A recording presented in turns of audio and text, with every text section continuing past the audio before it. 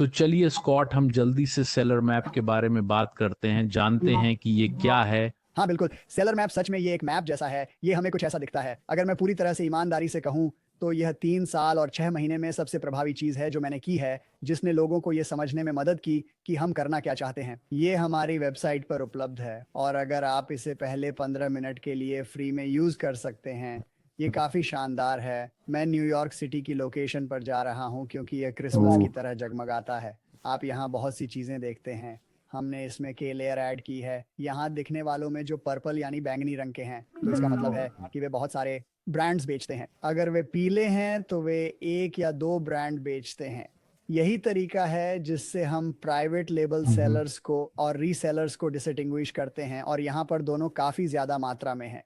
कभी कभी यह उस सर्कल पर निर्भर करता है जिसमें आप हैं, आप अमेजन को किस नज़रिए से देखते हैं, लेकिन कभी कभी लोग रीसेलर्स को नज़रअंदाज कर देते हैं क्योंकि उन्हें इसके बारे में कोई आइडिया नहीं। यहाँ बहुत सारे रीसेलर्स हैं और वे काफ़ी विशाल हैं। और दूसरी ओर यहाँ कई सक्सेसफुल प्राइवेट लेबल हैं। हमारे पास कुछ 100 से ऊपर सक्सेसफुल प्राइवेट लेबल ब्रांड हैं। अभी मुझे कोई आइडिया नहीं है। मैं यहाँ एक पर क्लिक करूँगा। आप वैल्यू मेड पे क्लिक कर सकते हैं।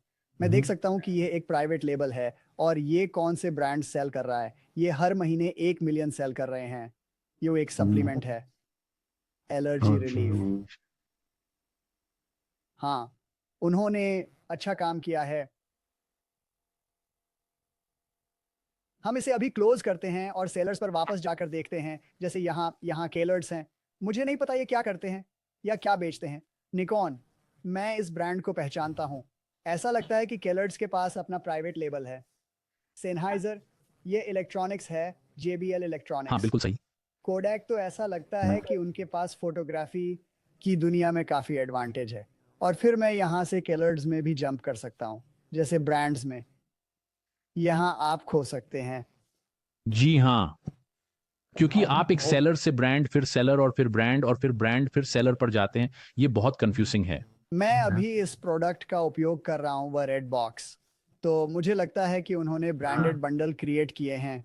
यही उन्होंने किया है और ऐसा ही ये केलर्स ब्रांड भी करता है। यहाँ वे अपने ब्रांडेड प्रोडक्ट को लेते हैं और फिर वे इसे किसी और के ब्रांडेड प्रोडक्ट के साथ पेयर करते हैं और एक बंडल लिखते हैं। कभी कभी ये सही में काम वे करता है। कीवर्ड्स को एंजॉय करते हैं, मुझे लगता है दोनों या फिर बर्थडे ब्रांड्स। कुछ ऐसे हैं, कुछ ऐसे रीसेलर्स हैं जो इसके साथ अच्छा करते हैं, लेकिन ब्रांड के पास इसे हटाने का अधिकार है और इसलिए ये आम तौर पर किए जाते हैं। खैर, इसे ब्रांड की परमिशन से ही होना चाहिए। हाँ, हम इस बंडल की सराहना करते हैं। आपके ब्रांड के मल्टीपल बंडल होने के बहुत एडवांटेज हैं। फिर कस्टमर्स आपको और आसानी से खोज सकते हैं। सही बात। तो ये है सेलर मैप। यहाँ ब्राउज करने में बहुत मज़ा आता है। आप चाइना की मार्केट में जा सकते हैं। ये तो क्रिसमस जैसा चमकदार होगा। ये लगभग डरावना है और काफ़ी कठिन भी। जैसे ये आपके पास साउथ चाइना का एक प्राइवेट लेबल है। तो कुछ दिन पहले मुझे यहाँ एक मिला था। उनका सेलर नेम यहाँ है, मेमोशन US। हम।